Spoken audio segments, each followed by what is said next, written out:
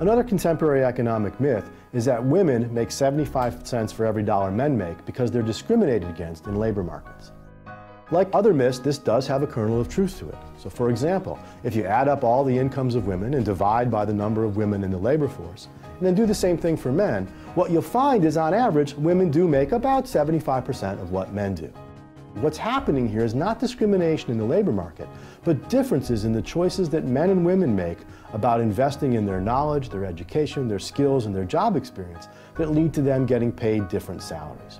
Economists talk about people's human capital. And by human capital, we mean the knowledge, the skills, the education, and the job experience that people have. And economics argues that people get paid wages according to that human capital. It turns out that men and women invest very differently in their human capital. And we can see that in 4 different ways. First of all, educational choices. Men, for example, tend to go into fields like engineering. Women tend to go into social sciences, into psychology, into nursing. And so where men are making higher salaries as engineers or perhaps in the business world, women tend to end up in jobs for which their salaries are somewhat lower.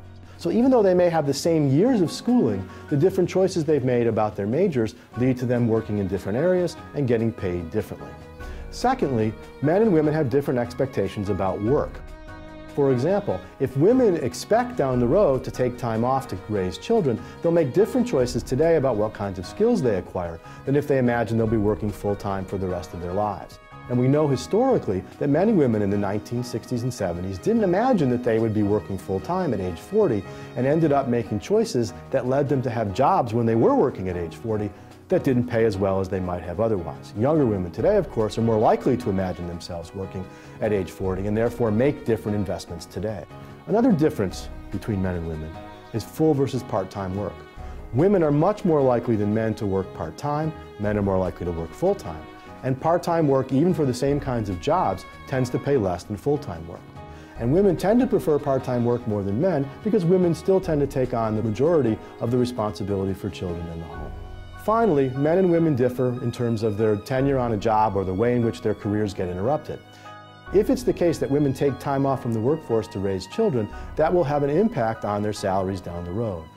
So when we put these 4 things together, what we get is that the difference between men and women's pay is not a result of labor market discrimination, but of the choices that men and women make before they enter the labor market or even when they're in the labor market about the kinds of jobs they want to have and the way they want to balance family and work.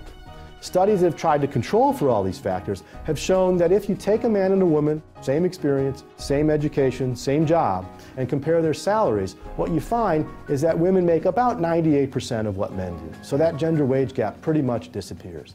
And in some jobs, women actually make more.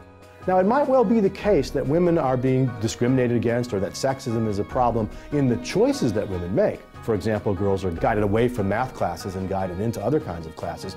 It's also certainly the case that our expectations about women's roles versus caring for children in the household and men's roles about caring for children in the household are very different. And if we think those are poor choices, if we want to see women's pay more equal to men, what we need to do is convince more women to go into areas such as the sciences and mathematics and engineering, and we need to convince men to take more responsibility for children in the house.